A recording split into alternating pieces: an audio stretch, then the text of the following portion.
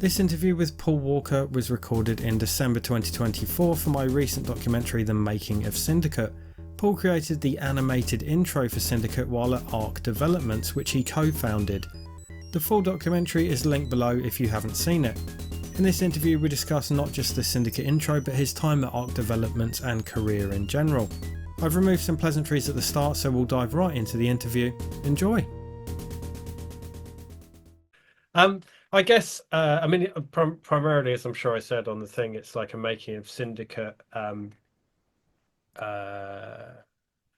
thing, which obviously you guys did the intro for. But I just kind of wanted to go back a little bit before that and ask, how you got into games and what have you, because I know you were at Elite for a couple of years prior to Arc. Is that right? Yeah. So, and then doing freelance before that. So, I started when I was 12. Um, yeah. Got a VIC-20 very quickly, migrated to a 64. And I think first of all tried to write games, would send off demos, found I think the first game I did was Knight's Games loading screen for English software. And then I kind of switched to doing more graphics than coding. It was quicker turnaround, paid quite handsomely at the time. It was like 25 quid an hour, which, back then was, you know, quite a lot. So, and for a few years, I just did very quick turnaround loading screens. They kind of all and sundry would just kind of phone up and go, crap, we need a loading screen. You've got a week. Here's the poster. What can you do? Um, Early days, it was graph paper and data statements and typing in hex and working it all out. Um, then Vidcom came along on the 64, which you had to turn the volume down on the TV because every time you did it, it had a noise of like a beep, beep, beep every time you did a particular command. So it was irritating as anything, but it worked. Um, and Steve Beats's sprite editor. I initially wrote my own, and then Steve Beats's came along, and I'm like, I'll use that one. Um, and then got an Amstrad, and then doing, hey, can you have a loading screen? Yes, I could do it. Speccy, Commodore, Amstrad, and so I kind of would just cross formats very quickly. And then Elite offered me a job. Was there 2 years. A few of us started Arc, and that was the trajectory in. Yeah. So how did that come about that you guys decided let's go and do our own thing? Um, we'd got fed up of Elite. We did Boogie Boy, and I remember myself and a guy called Maz Spork. We did Boogie Boy in a month, and Boogie Boy big success. And then hot on the heels of that, we did Aqua Blast. But Aqua Blast was, let's do Boogie Boy but on water. So we were doing a game called Aqua Blast, and then Domark and a guy called Paul Holmes, who used to be a coder at Elite, left to become a producer at Domark. They had a game that good license, Live and Let Die, but the game was crap. So Paul, because of the link with Elite, went, well, I know Aqua Blast is on the go, so tell you what, we'll take Aqua Blast, but we'll have the game, the title from us, Live and Let Die, and then off comes Live and Let Die, and it's essentially following the boat scene from the old Bond movie. So then that kind of set the, what else can we do? And there was a few months of very quick, whatever was number one, let's do that. And then a month later, oh, let's do that. And we hadn't even had a chance to get started on the previous, this is number one, let's do it. And rather than having faith in, let's just do a good game, put it out there. So we just got fed up. And uh, we actually all went to, I think it was Cheshire, on a morale boosting, let's go away, team building. So the whole company went away, and it was at the bar that some of us got together and kind of went, well, you know what? Let's just go start our own. So we did, and we went to Jeff Brown and said, hey Jeff, we want to start a company up.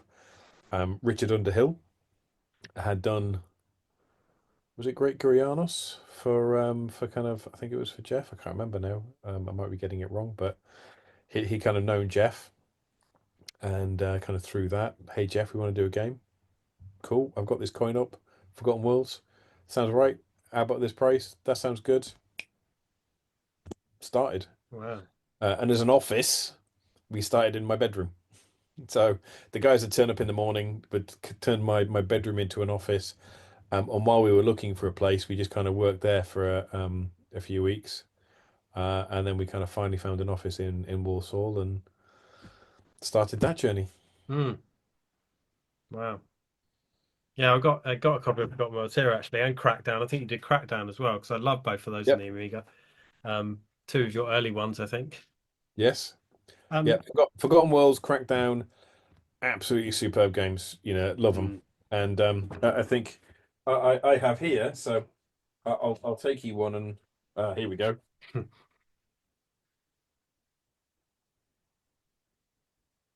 I'll raise you. hey. Forgotten Worlds. Oh wow. So it's the all the magazine cuttings. Oh wow. So here is so this was the one. Um so yeah. So there was a nice little thing where kind of showing the early sketch that I did, and on the other side was the actual finished piece. Uh yeah. So I've still got some of these. Yeah, that's so organized. It wasn't. It was in the loft, and it's only recently um there was somebody else kind of asking me. There was another guy kind of, oh, have you got any kind of memorabilia? So I found some of it. I haven't found all of it. Oh, there's one of the original posters. Wow.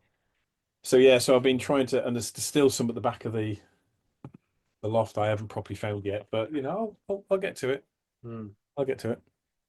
So did you guys put were you putting credits on those games? Because I know that was kind of a thing that you're known Yeah, for not doing. Yeah, you were, yeah. yeah. No, we had at the end of it we had but it was at the end, it wasn't the beginning. You had Yeah. to get to the end and then you kind of have those. I don't think it really was until Simpsons that we kind of put it front and center. Hmm. Um, we were, we just liked doing games, Hmm. and very, the whole team was kind of very passionate about doing games and just making it good, and essentially, it's a coin op game, so it's you still gotta we're building on other people's success. So you can't take full credit for Forgotten Worlds. We just take credit for the conversion, and yeah, Yeah, I mean, like, back in those days, it was like a good conversion was really appreciated, though, yeah. because there were some pretty bad ones, even in the Amiga era, just sort of pale in comparison to the arcade. Whereas I have really fond memories of those two games, and I love the arcade versions as well. Um, looking at your or like the blurb of what Arc Developments did, right? It's really diverse. So you've got like game development, IP generation. Now, pioneering the use of SGI platforms to create 3D graphics used in games and TV. Yeah. One of the first game companies to invest in on-site motion capture facilities. We were the second motion capture studio in the UK. That's amazing. So I think it was Lothlorien were the first. We were the second, and I think it was only we'd placed probably both studios had placed the order about the same time, and we had a warehouse in Telford that we were kind of renting. And what we'd also done is kind of little known. We were pioneering new um, kind of facial technology. So what we'd got is got some uh, special effects guys. Really, absolutely kind of on point. And imagine kind of taking a face, and these days where you unwrap the texture, Mm. well, think of making that in foam. So you've got this unwrapped texture in foam that someone could put their head into. And then what we were doing is we were doing a game called Jack, based on Jack the Ripper. And unfortunately, Ark, fell foul of, closure before we got a chance to really kind of get going on the game. But we had some great character models and the techniques that we were using to really bring kind of the FMV components to life, where we'd got there's a guy called Patrick, I cannot remember his surname, he'd done a fantastic script and would kind of, been bouncing ideas around and he'd kind of come to the team and kind of go, right, I've got this, and he'd go away, come back again.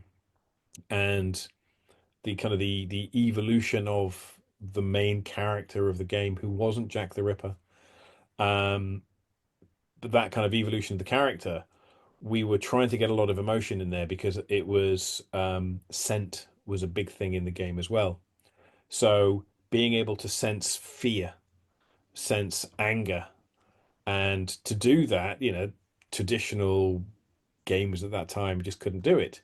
So what we were looking to do with this kind of face is you put it in and we'd choreograph what was going to happen. So you'd have in the motion capture studio, record what was going to happen, and then you'd move the face and kind of go, "Oh my God, what are you doing?" Ah, and then we'd record that as essentially as a flat texture that we then just wrap back on the face.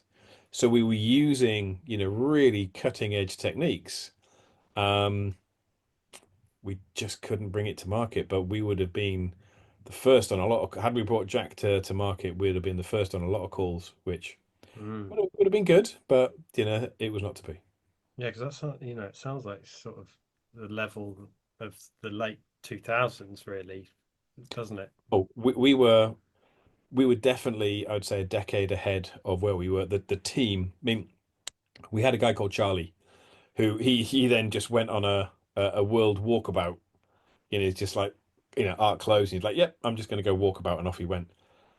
He had done some water effects where you'd got the refraction, and this is on early PCs, jaw-droppingly stunning. And again, you didn't see the like for another 10 years before people kind of went, "Oh, actually, and we were kind of looking at it and going, that's what Charlie was doing 10 years ago." So yeah, so across the board, there was a lot happening, and so it's a great team. So how does it go from doing like a few arcade conversions to saying, right, let's get SGI hardware and let's get motion cap stuff and you know, it's much larger scale kind of operation. Was that just like a natural progression or It was a natural growth. yeah. Um, so we'd done quite a few conversions. We had um, got a kind of a good turnaround going. People could come to us. It was most of our conversions were pretty spot on. Some were a bit lacking, but so was everybody's.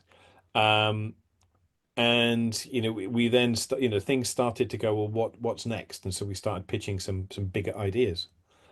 And with that, we needed bigger tech.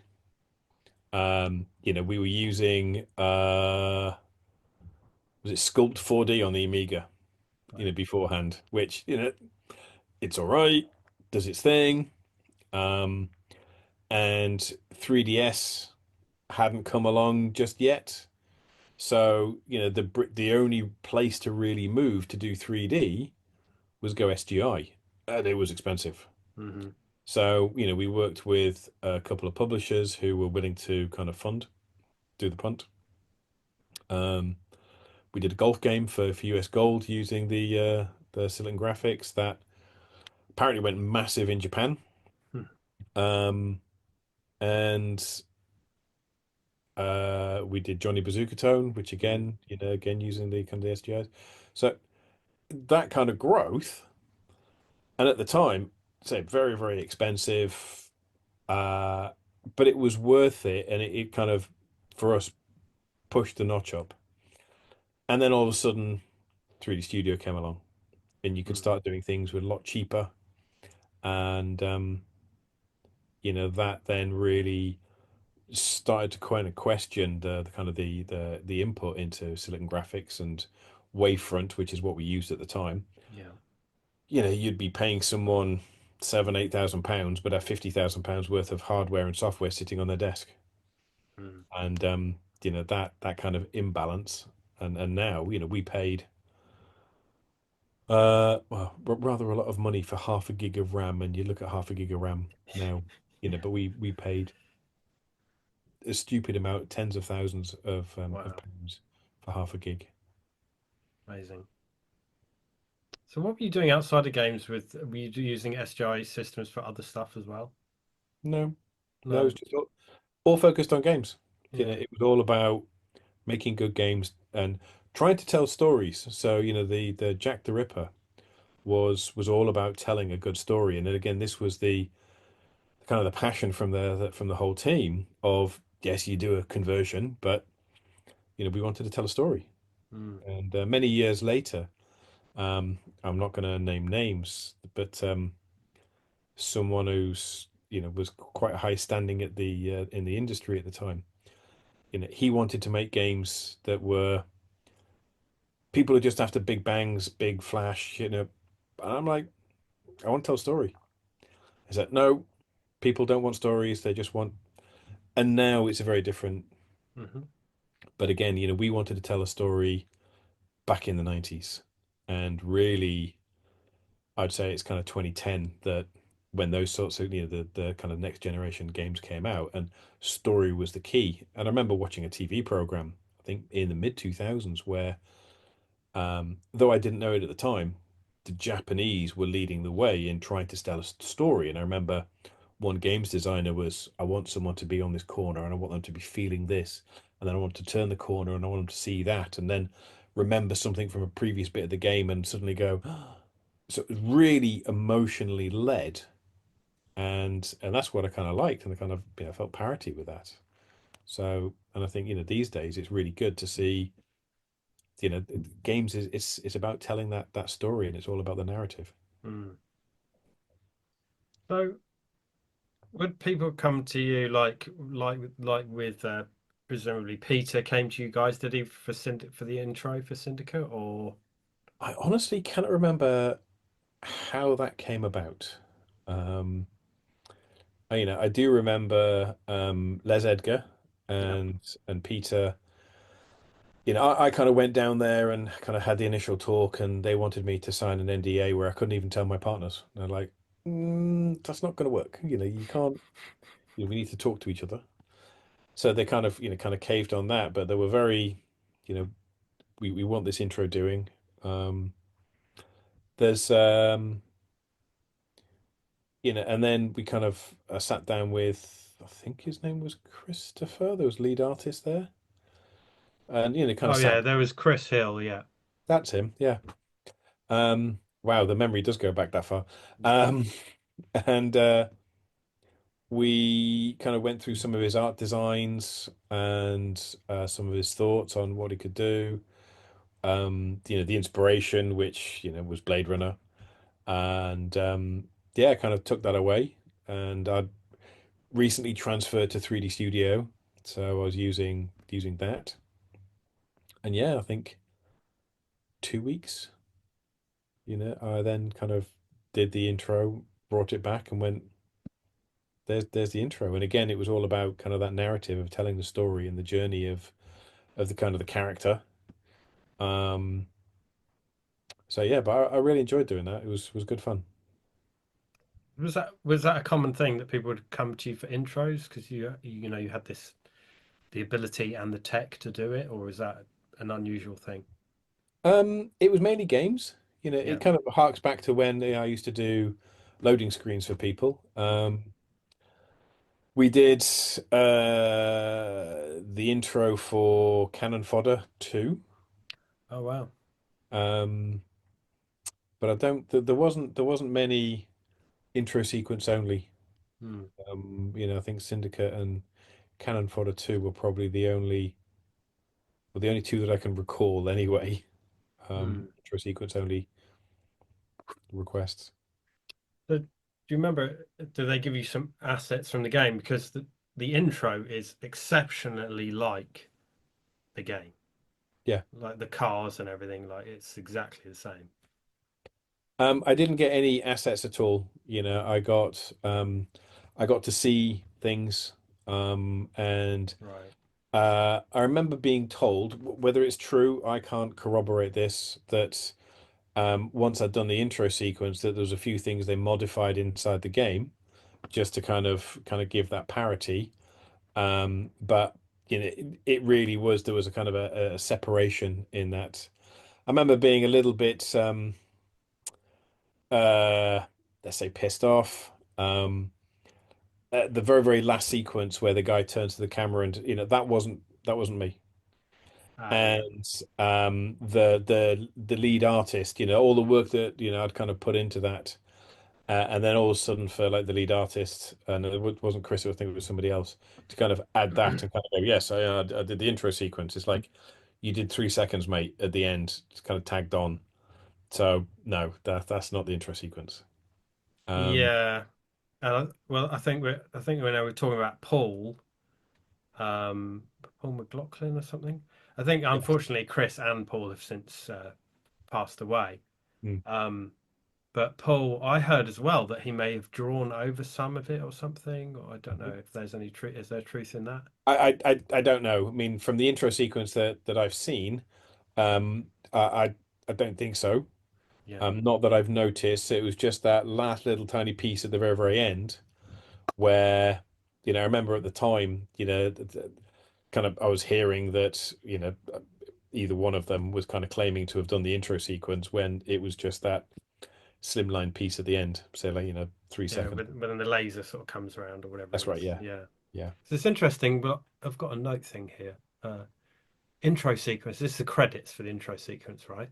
And it's really interesting because it's just like a mix of what I assume are arc people, yourself being the first listed, as you should, and then Bullfrog people. And it says intro sequence: Paul Walker, Richard Underhill, Paul McLaughlin, Chris Hill, Russell Shaw, who would have done the music, Andrew Sandham, No Kevin idea. Donkin.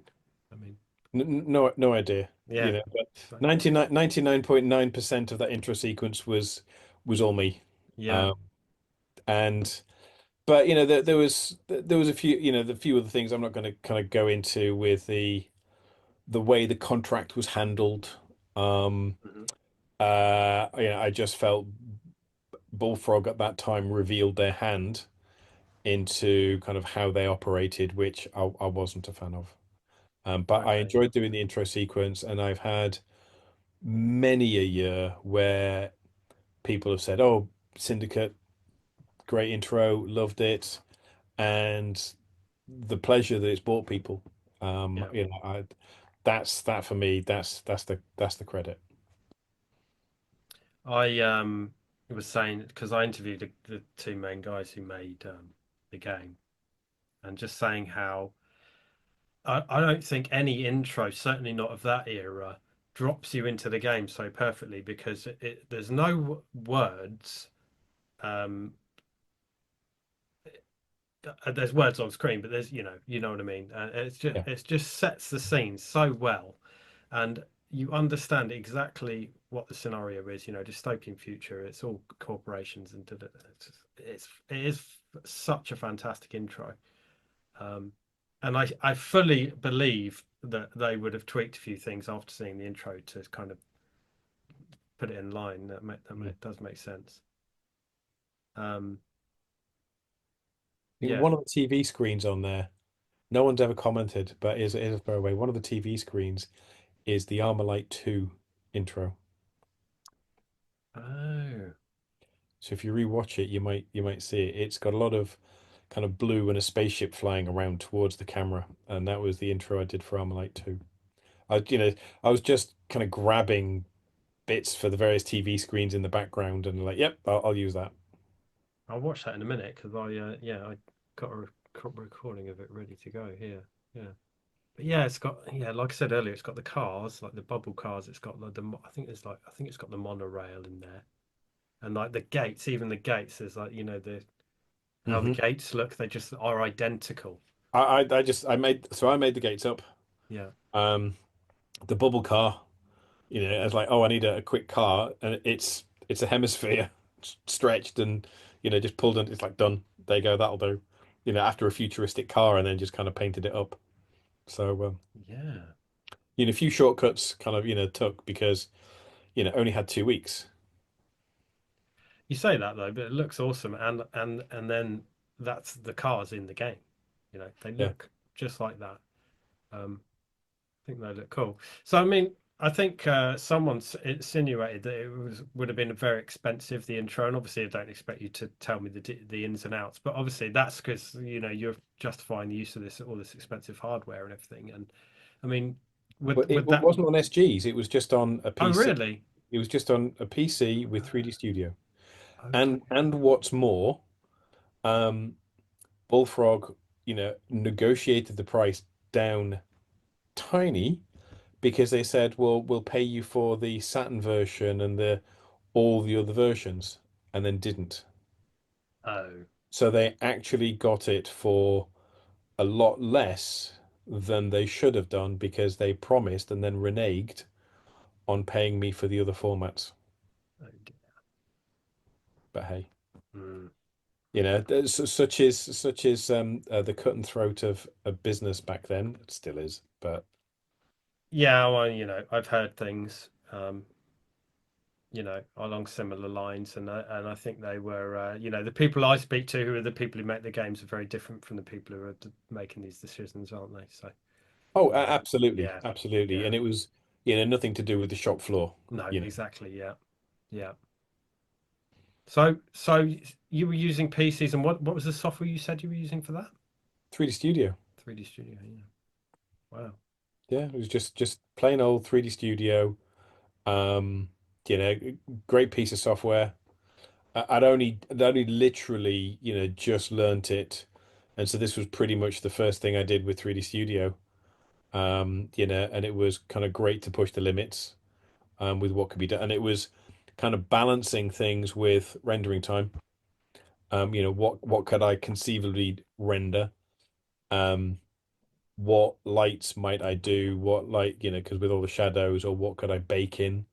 Um, and it helped taught me a lot. But yeah, 2 weeks, PC, 3D Studio, and a lot of passion. Hmm. So it was just the intro, because I know there's like a screen when you fail, and it's like a guy in a ship. That you weren't involved in that, right? No, Yeah. Okay. no, just the Yeah. intro sequence. Yeah. So that's interesting. I think you may have had a lot more influence over the game as a whole than I thought. Um, yeah. Very interesting. Um, so was yours just without sound, and then they added the audio later? Yeah, Yeah. Okay. yeah. Yeah. No, we didn't do any sound at all. So it was just the visuals, and Richard wrote the player. So he just did the software for the player underneath. Hmm. Nice.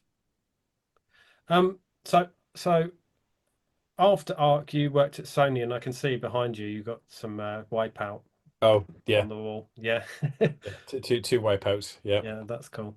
So, so again, was that just a natural progression of sort of skills that you'd honed at art developments and taking that to Sony? Yeah, I mean, I actually went to Sony as an art manager. So that's what I interviewed for. And they went, well, that's really good, but we've got art managers to a penny. What we really need is a design manager. So because of some of the things that I'd kind of said about bringing games and how to kind of doing the kind of the games, and some of this was from what we were kind of doing in the latter parts of Arc. And yeah, Simon, who was kind of heading up the leads and the Stroud, said, "We need a design manager. Can you be it?" I was like, "Sure." So that's kind of what I joined as. Uh, Kind of headed up the design team. So kind of we had a matrix management, art manager, code manager, etc. And when it came to Wipeout 3 and Colony Wars 3, we had less than 12 months. Wow. So we were the last bastions on PlayStation 1. The Mm. whole company had moved to PlayStation 2. We were told, "You're it for this Christmas. Make it work." Um, so as design manager, I just helped coordinate the team. I knew Wipeout. I'd played Wipeout, but some of these guys were a little bit younger than me. Okay, only maybe by about 5 years. Um, but you had people who personally knew Designers Republic, had been with Sony Psygnosis for a while, so knew some of the original team. So it was just helping coordinate that passion and kind of going, right, we've got 9 months, so we have to be methodical about this. What are we trying to do? We have the company, so it's a commercial venture. It needs to do well, and for it to do well, we also had to make sure that the fan base, that it had a huge fan base. Both of the games had a huge fan base, and we had to make sure that it matched the fans' expectations and was a natural progression.